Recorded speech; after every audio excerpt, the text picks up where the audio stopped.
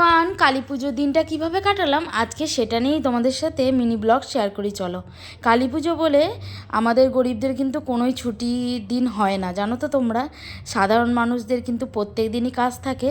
তো সেই মতনই আমার বর কিন্তু কাজে বেরিয়ে গেছিলো একদম ভোরবেলা, প্রায় 5:30 বাজে। তখন দেখতেই পাচ্ছ আদো আদো আলো। তো আলো ফুটে গেছে, আর এদিকে আমি একটু শুয়ে পড়েছিলাম। 5:30টায় তেমন কোনো কাজ ছিল না, সেই জন্য 6:30টায় উঠে প্রথমেই দেখো সূর্যের আলোটা দেখলাম, একটু সূর্যটা প্রণাম করলাম।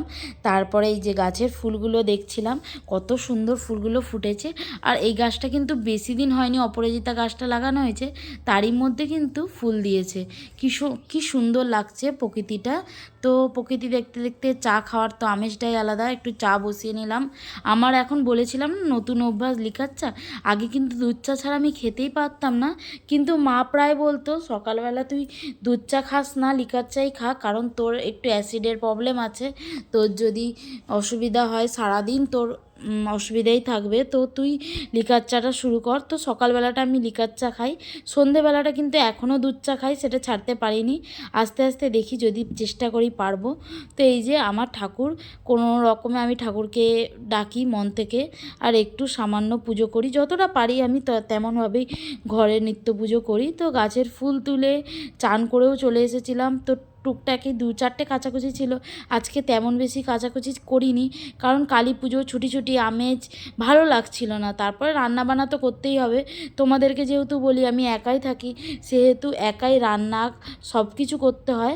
আর এই যে মাসি দেখছো, সে আমার ঘর পোছে আমার হেল্প করে। আগে কিন্তু আমার বাসনও মাজতো, এখন আমার বাসন মাজে না, শুধুমাত্র ঘরটাই পুছে দেয়, সকালবেলা আসে।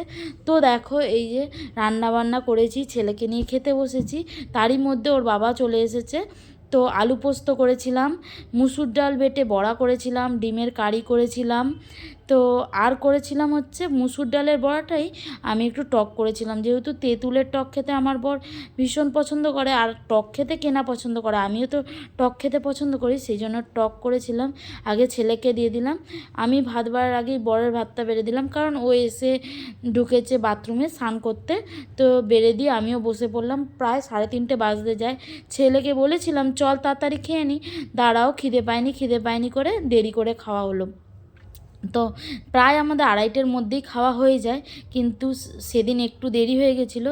তো এই যে বড় চলে এসছে, দেখো থালা আবার চেঞ্জ করে নিয়েছে, কেন বলো তো, টক দিয়ে ভাত খাবে। তো সন্ধেবেলা আমরা একটু বাজি ফাটাচ্ছিলাম, আমি একটু সেজে গুজে রেডি হয়েছিলাম, একটু ভিডিও শ্যুট করলাম, বাইরে গেছিলাম ঠাকুর দেখতে, সেইটা অ্যাড করা হয়নি। এই দেখো আমরা কিন্তু রাস্তায় বেরিয়ে, যেহেতু আমরা রাস্তার ধারেই থাকি, সেই জন্য একটু রাস্তায় বেরিয়ে বাজি ফাটিয়ে নিলাম তিনজনে মিলে একটু মজা টজা করে। আবার কিন্তু আমাকে করতে হবে রান্না, যেহেতু সকালবেলা তেমন কিছু রান্না করিনি, যেটা রাত্রে থেকে যাওয়ার জন্য, আর আমাদের সকালের খাবার রাত্রে খুব একটা খায় না, সেই জন্য আবার রাত্রে আমাকে বানাতে হলো এই যে পরোটা আর সাদা আলুর তরকারি, সাদা নয় একটু হলুদ দিয়েছিলাম।